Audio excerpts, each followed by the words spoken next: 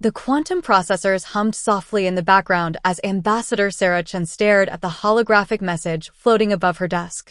Her hands, usually steady from years of diplomatic service, trembled slightly as she read the demands for the third time. Your technology is too dangerous to remain solely in human hands, the message from First Speaker Vexthor of the Xeraxian Empire stated.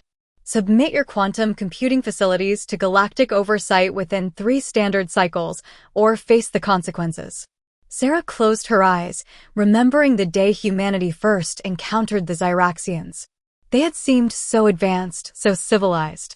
Their massive ships had appeared over every major city on Earth, not as conquerors, but as harbingers of galactic civilization. They had offered humanity membership in their vast empire, access to faster-than-light travel, and connection to the galactic community.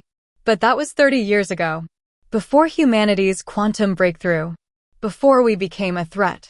The soft chime of her secure comm unit interrupted her thoughts. Ambassador, the Security Council is assembled, her AI assistant reported. Thank you, Arya. Initiate privacy protocols. The windows of her office darkened as she activated the holographic conference system. 12 faces materialized around her virtual conference table, the leaders of Earth's most powerful nations and colonies. I assume you've all received the same message, Sarah began, her voice steady despite her inner turmoil. The grim faces around the table nodded. Security Director James Morrison, a weathered veteran of the Mars Uprising, spoke first. They're not even trying to be subtle anymore. This is a straight-up ultimatum. They're afraid, Dr. Elena Santos, head of the Quantum Research Division, interjected. Our latest breakthroughs in quantum entanglement have them terrified. We've achieved what they thought impossible. Sarah nodded. Humanity's quantum computers had revolutionized everything from space travel to energy production. While other species relied on massive arrays of traditional computing systems, humanity had found a way to harness quantum uncertainty itself. It had changed the balance of power in ways that made the Xeraxians uncomfortable. We all knew this day might come, President Li Wei of the United Earth Alliance said, his holographic form leaning forward. The question is, are we ready? Admiral Jessica Torres, commander of Earth's defense forces, activated a secure data feed. Operation Silent Shield is at 89% completion. The lunar facilities are fully operational and Mars defense grid is online. But we need more time for the Jupiter installations. Time we may not have, Sarah pointed out. The Xeraxians aren't known for their patience. The room fell silent as the implications sank in. Humanity had spent the last decade preparing for this possibility, building defenses and developing technologies in secret while maintaining a facade of compliance to the Empire's regulations. Perhaps, Dr. Santos suggested, we could offer a controlled demonstration? Show them that we can be trusted with the technology. Security Director Morrison snorted. They don't want cooperation, Elena. They want control. This is just their excuse. Sarah stood, drawing all eyes to her. I have to return to the Galactic Council. They're expecting our response within the day. She paused, looking at each face in turn.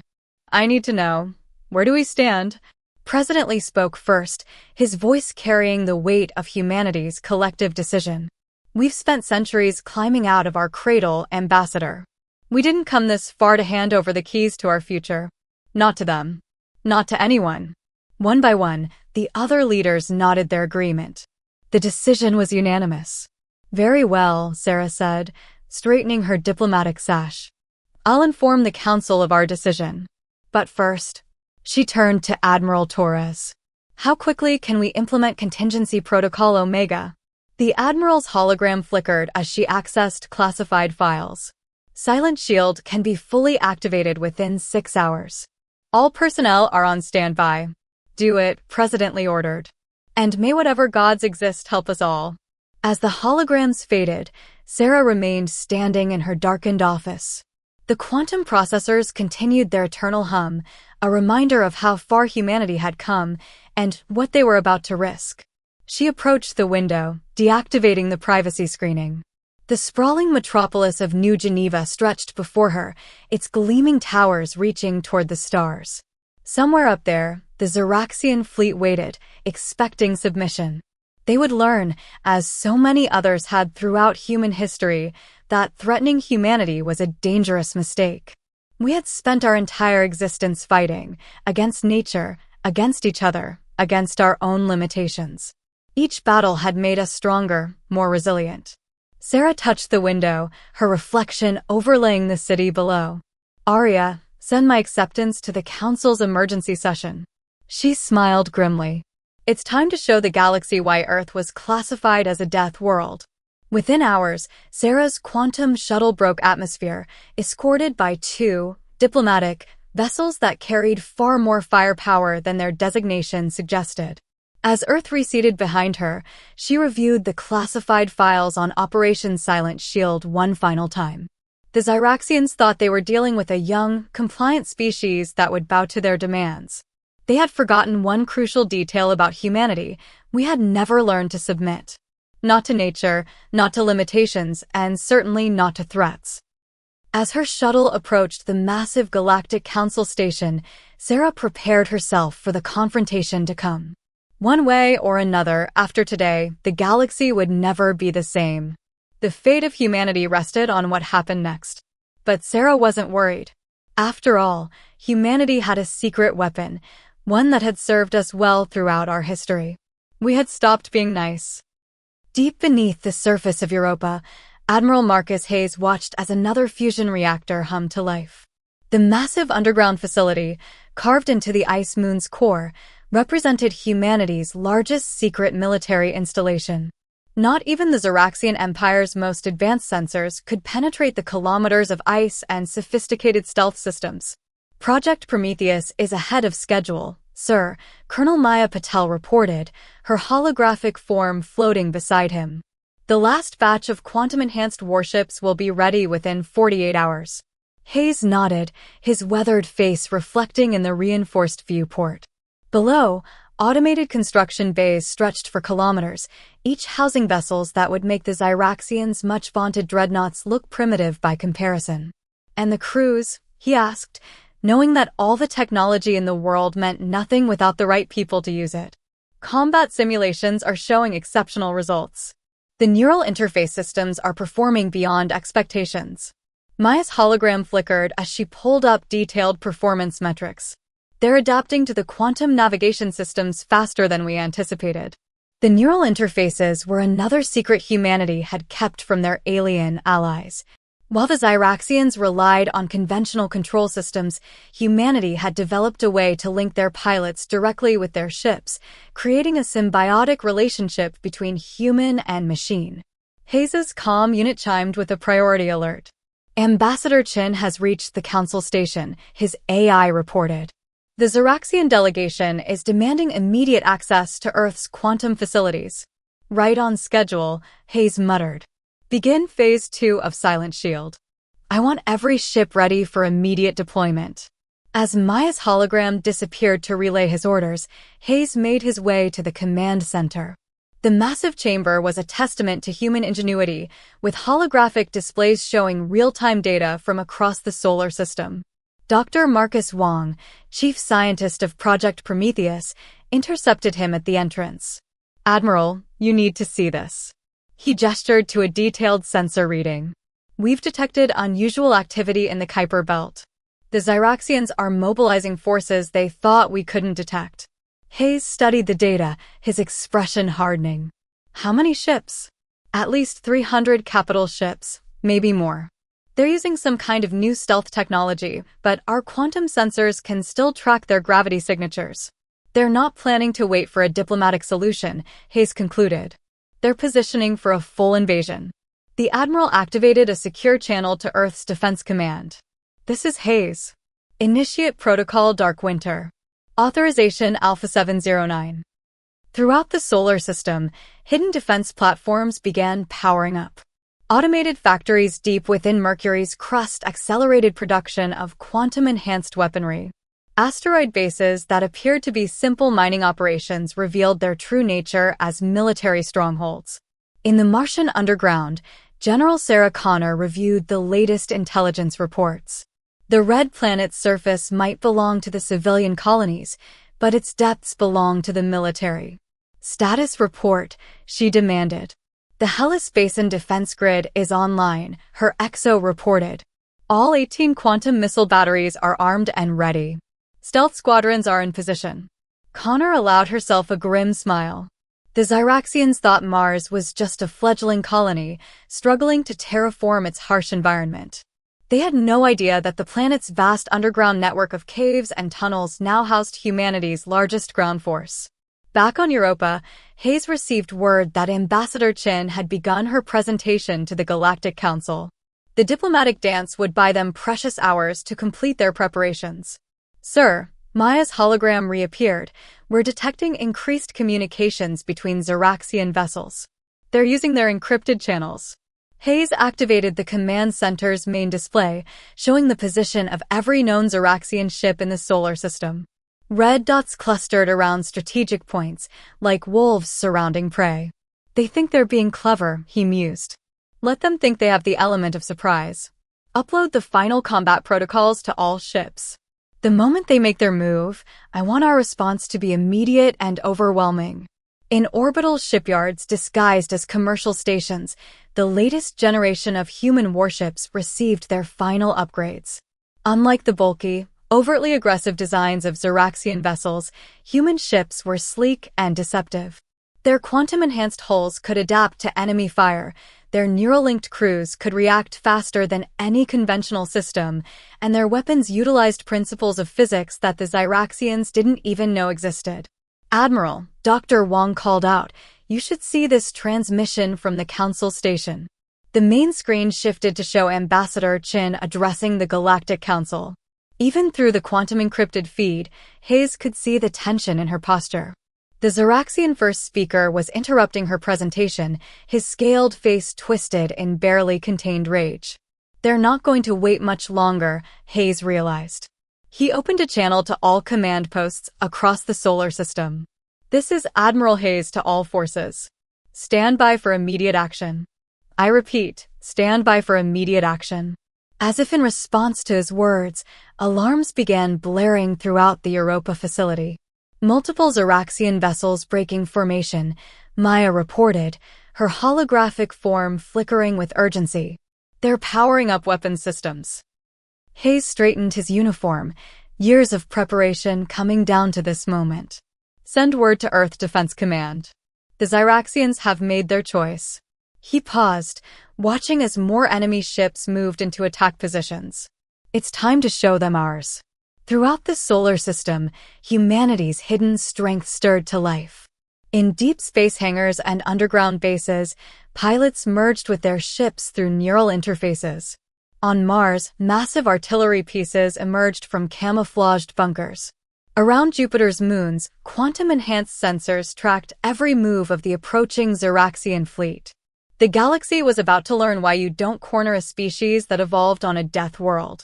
Humanity had spent decades playing nice, appearing cooperative while preparing for this very moment. That time was over. First Speaker Vexthor's hologram loomed over the council chamber, his scaled face contorted with rage. You test our patience, Ambassador Chen. The Zyraxian Empire will not be denied. Ambassador Chin stood her ground, decades of diplomatic training evident in her composed demeanor. The Empire's demands violate no fewer than 6 galactic charter provisions regarding sovereign technological rights. Provisions? Vexthor spat. You primitives achieved quantum sentience by accident. You cannot be trusted with. The chamber erupted in chaos as emergency alerts blared. A junior Zyraxian aide burst into the room, scales pale with fear. First Speaker. Our fleet reports multiple unknown contacts appearing throughout the solar system. Sarah allowed herself a small smile. Right on schedule. Across the solar system, humanity's hidden forces revealed themselves. The Zyraxian invasion fleet, positioned for what they thought would be a swift subjugation, found themselves facing an entirely different scenario. In Europa's command center, Admiral Hayes watched as Operation Silent Shield went live. All units, execute combat protocols. Show them what humanity's been hiding. The first revelation came near Mars. A Zeraxian battle group, moving to secure the planet's orbital lanes, suddenly found their sensors blocked by unknown interference. Before they could react, the surface of Phobos, Mars' larger moon, seemed to ripple and dissolve. The moon's surface was a holographic facade. Beneath it, humanity's first wave of quantum-enhanced battleships emerged. Their hulls, dark as the void itself, absorbed both light and sensor sweeps. Neural-linked pilots moved their ships with impossible precision, their human consciousness merged with quantum computers. Zeraxian vessels detected in Grid 7, Colonel Maya's voice echoed through the command network. Quantum strike squadrons engaging. The battle that followed would be studied for centuries to come. Zeraxian ships, relying on conventional targeting systems, found themselves unable to land a single hit on the human vessels. The quantum-enhanced hull seemed to predict incoming fire, shifting and adapting in ways that defied physics as the Zeraxians understood it. In return, humanity's weapons struck with devastating accuracy.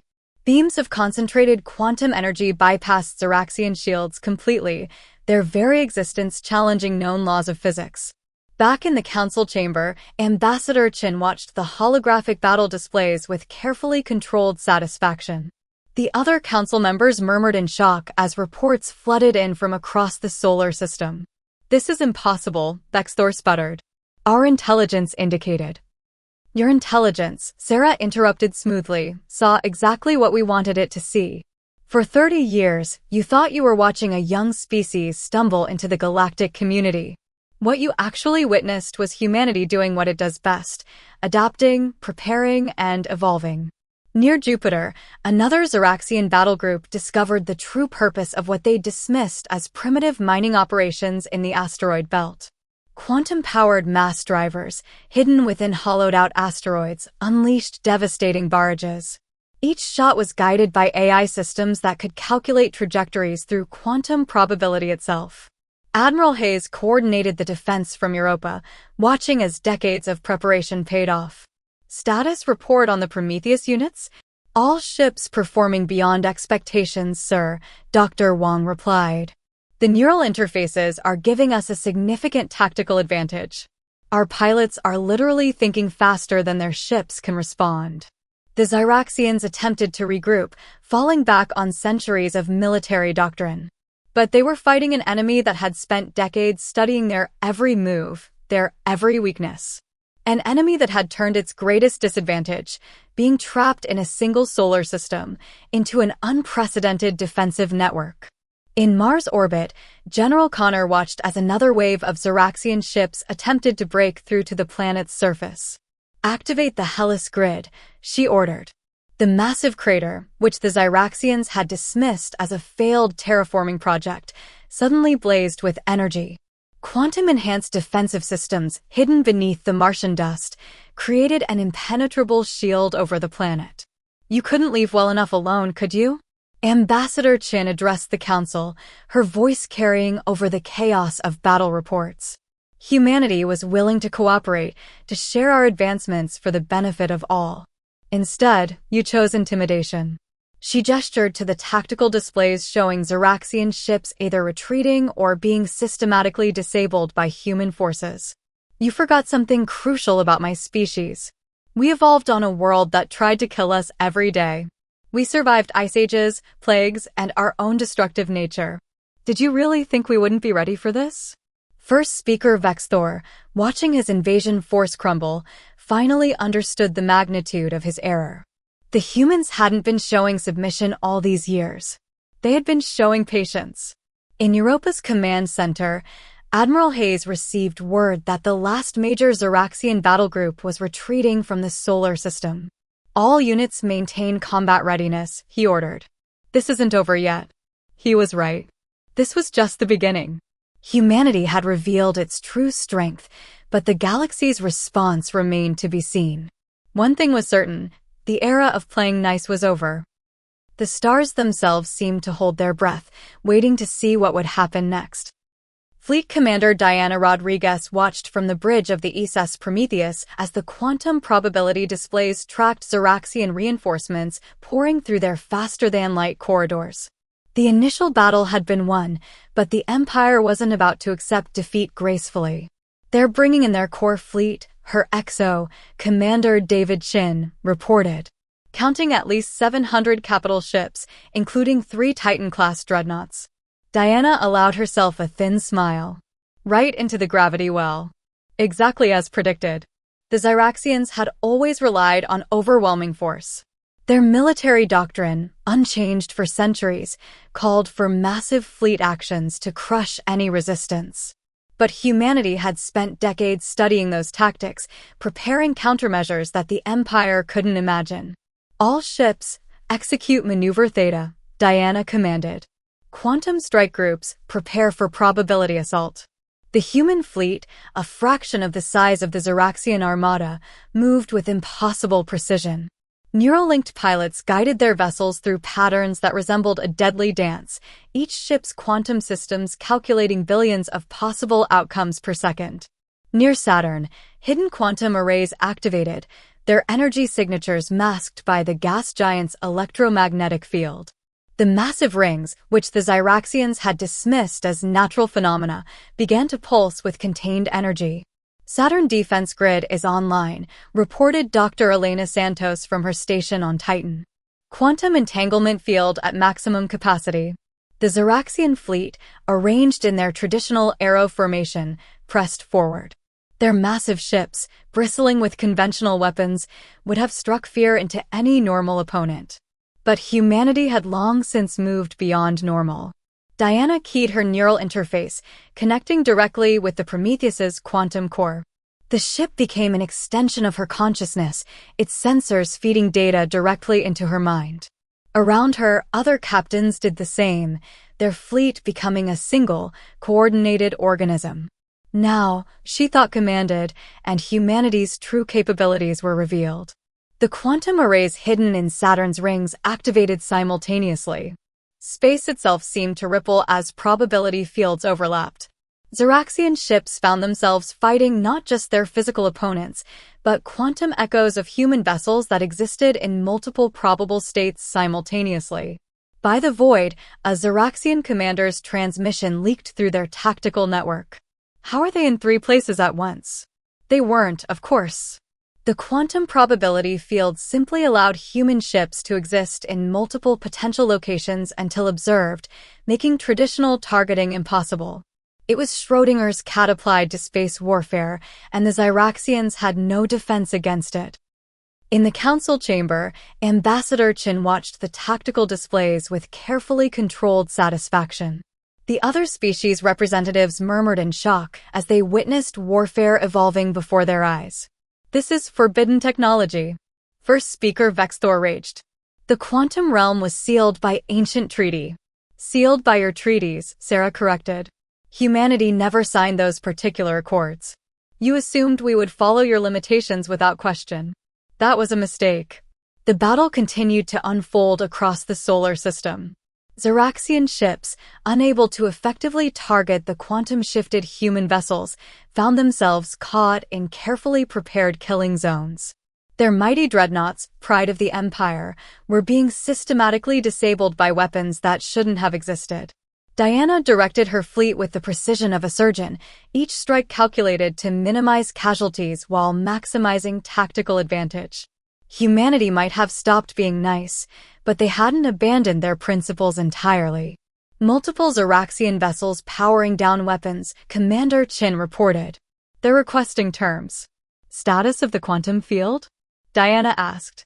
Stable and expanding. Saturn Grid is performing beyond specifications. We can maintain this advantage indefinitely. In the council chamber, the balance of power was shifting visibly. Representatives from other species were beginning to distance themselves from the Zyraxian delegation. Some were openly discussing the implications of humanity's technological leap. The Empire's monopoly on advanced technology is broken, the Arcturian delegate observed. Perhaps it is time for new arrangements. First speaker Vexthor's scales had paled to an almost white shade. His mighty fleet, the backbone of imperial power, was being systematically neutralized by forces he couldn't even properly detect. This changes nothing, he snarled, but his voice lacked conviction. The Empire still. The Empire, Ambassador Chen interrupted, needs to carefully consider its next moves. She gestured to the tactical displays. What you're seeing is a fraction of our capabilities. We developed these defenses while pretending to be your compliant junior partners. Imagine what we could accomplish as equals. The message was clear. Humanity had not only survived the Empire's attempted subjugation, they had shattered the illusion of Zeraxian technological supremacy. The galaxy would never be the same. In Europa Command, Admiral Hayes received the preliminary battle reports with satisfaction. Send word to all commands, maintain defensive positions, but do not pursue retreating vessels. Let's show them that humanity knows how to win gracefully. The stars watched impassively as the Zeraxian fleet withdrew, leaving behind disabled ships and shattered assumptions. Humanity had revealed itself as a force to be reckoned with, but the true test was still to come. The galaxy was changing, and Earth would help shape its new form, whether the Empire liked it or not. Diplomatic Officer James Wu stood in the observation dome of the Arcturian embassy, watching the quantum-shifted stars shimmer through the probability field that now protected Earth's orbital space. Behind him, representatives from 17 alien species waited in careful silence. Your species continues to surprise us, Ambassador Kaldar of the Arcturian Consensus said, their crystalline form refracting light in patterns that indicated deep thought. First quantum computing, then probability warfare, and now this. James turned from the view, facing the assembled diplomats. The emergency conference had been called after Earth's defensive display, but not by the Zeraxians. The galaxy's independent powers had questions and opportunities. We never wanted war, James explained, his voice carrying clearly through the translator fields. Humanity sought cooperation from the beginning. The Empire chose confrontation. And in doing so, revealed your hidden strength, the Meridian Observer noted, their hover pod pulsing with interest. A strength that could balance certain inequities in the galactic sphere. The implications were clear. For centuries, the Zeraxian Empire had maintained its dominance through technological superiority.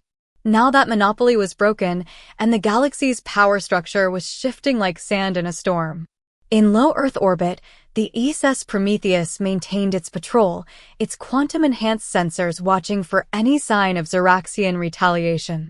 Fleet Commander Rodriguez's voice came through James's secure comm. Status update: Imperial forces continuing to withdraw from all neighboring systems.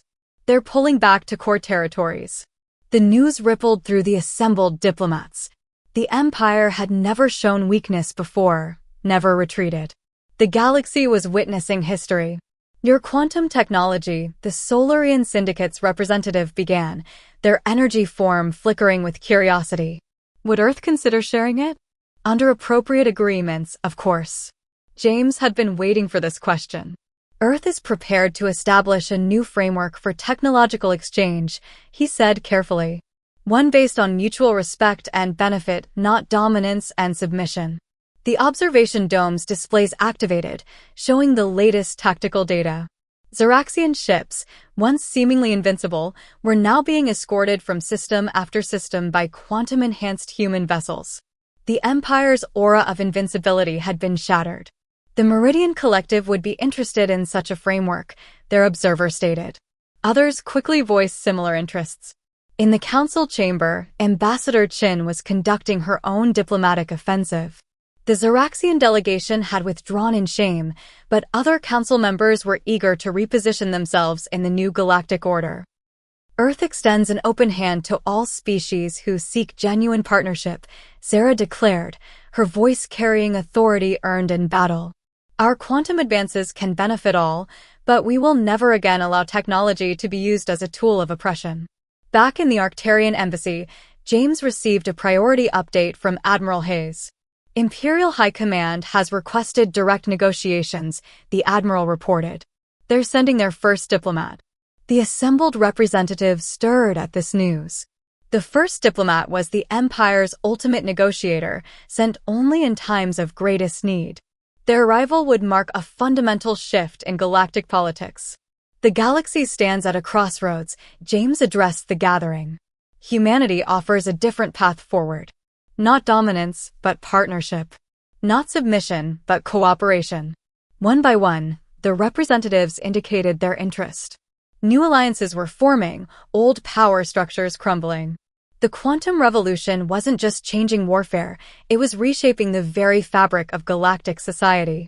In deep space, aboard the ISS Prometheus, Diana Rodriguez watched as her quantum sensors detected more ships approaching. Not Zeraxian this time, but vessels from dozens of independent worlds, coming to witness, and perhaps join, the new order being born. The Empire always believed that superior technology gave them the right to rule, she mused to her XO. They never understood that true strength comes from how you use that technology, not just possessing it. Throughout the solar system, humanity's quantum network continued to evolve. The probability field strengthened, sensors reached further, and new discoveries were made hourly. Earth had revealed its power, but chosen to wield it with wisdom rather than vengeance. James Wu concluded the diplomatic session with a formal announcement. Earth will host a galactic technology summit in 30 days. All species interested in mutual advancement are welcome to attend. As the representatives filed out, Ambassador Kaeldar lingered. Your species had this power all along, yet chose peace until forced to defend yourselves. That, more than any weapon, has caught the galaxy's attention. The stars continued their quantum dance overhead, their light shifting through probability fields that represented humanity's gift to the cosmos. The galaxy was changing, and at its heart was a species that had learned to master the very fabric of reality itself. But the final chapter was yet to be written. The Empire might have withdrawn, but wounded giants were often the most dangerous. The next few days would determine whether the galaxy embraced a new era of cooperation or plunged into a war that would reshape civilization itself. The Imperial First Diplomat's ship emerged from faster-than-light travel in a carefully designated zone just beyond Luna's orbit. Unlike the aggressive dreadnoughts that had preceded it, this vessel was elegant, its crystalline structure catching sunlight in dazzling patterns. Admiral Hayes stood on the observation deck of Lunar Command, watching the approach. Quite a change from a week ago, he remarked to Ambassador Chin, who had returned from the Council Station to handle these critical negotiations. The Empire isn't used to eating humble pie, Sarah replied. But they're pragmatic enough to know when they've lost their advantage. Below them, Earth gleamed like a jewel, its quantum probability field now visible as a subtle iridescent shimmer in the atmosphere. The planet's transformation from seeming backwater to galactic power had taken less than a week, but its impact would echo through centuries. In the formal reception chamber, representatives from 32 species gathered to witness the historic meeting. The Zeraxian First Diplomat, a towering figure named Selvax, entered with carefully measured steps. Their scales, a deep purple indicating their elite status, caught the light as they approached the human delegation. Humanity, Selvax began, their translator rendering their words with perfect clarity, has proven more capable than we anticipated. A polite way of saying we surprised you, Fleet Commander Rodriguez noted from her position near the chamber's quantum security field. The First Diplomat's scales rippled in what might have been amusement. Indeed, the Empire has existed for 10,000 years. We had grown, comfortable in our assumptions.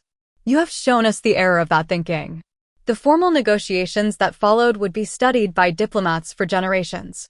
The Zeraxian Empire, for the first time in its history, was forced to treat with a younger species as equals. But humanity, having proven its strength, chose a path that surprised everyone, including the Empire. We propose a galactic technology exchange, Sarah announced, activating a holographic display of their plan.